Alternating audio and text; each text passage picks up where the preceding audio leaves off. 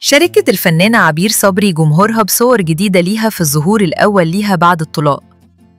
نشرت عبير صبري صوراً ليها عبر حسابها على إنستجرام من رحلتها إلى بيروت. سافرت عبير صبري برفقة عدد من النجوم إلى لبنان لحضور إحدى الفعاليات في العاصمة بيروت، وكان معها في الصور الفنان أحمد زاهر وزوجته والفنان إدوارد وزوجته.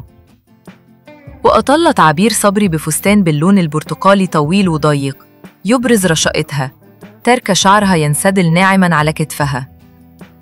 وكانت عبير صبري أعلنت انفصالها عن زوجها المحامي أيمن البياع بعد زواج استمر 7 سنوات.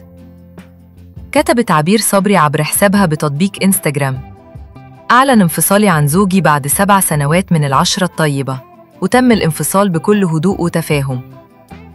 وأضافت عبير صبري: أتمنى لكل منا التوفيق في حياته القادمة، محبتكم دائماً مصدر أمان لي وقوة. يذكر إن آخر أعمال عبير صبري كان مسلسل الحلنجي اللي جمعها بمحمد رجب، ونافس في موسم دراما رمضان الأخير، وضمت قائمة أبطال العمل كل من أيتن عامر، دانا حلبي، محمد لطفي، أحمد وفيق، محمود قابيل، طارق صبري، ميمي جمال، سامح الصريتي، الراحلة إيناس النجار، وإبراهيم السمان. والمسلسل من تأليف محمود حمدان، إخراج معتز حسام.